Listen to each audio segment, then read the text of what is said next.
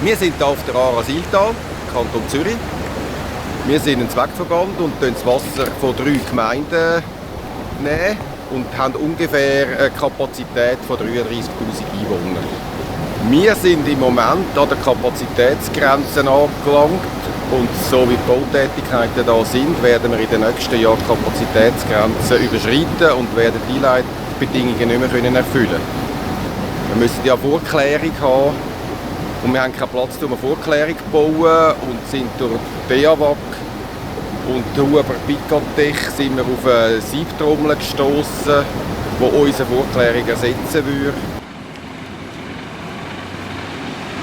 Donc la technologie qu'on a testée au sein de la steppe de Siltal, c'est un tamis rotatif avec un diamètre de pore de 200 microns, ce qui va nous permettre de filtrer l'eau usée et de retenir tous les solides et substrats organiques ayant un diamètre supérieur à ces 200 microns.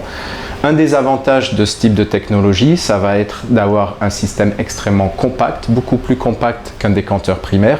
Deuxième avantage, en termes de consommation énergétique, un système qui consomme moins d'énergie également que le décanteur primaire.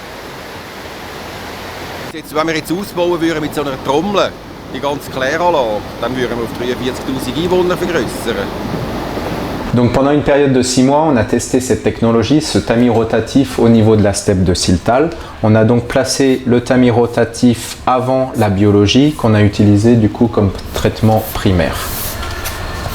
Ce tamis rotatif nous a permis de filtrer l'eau usée et donc nous a permis de retenir 60% des solides mesurés dans la forme de matière en suspension et 40% des substrats organiques mesurés dans la forme de DCO.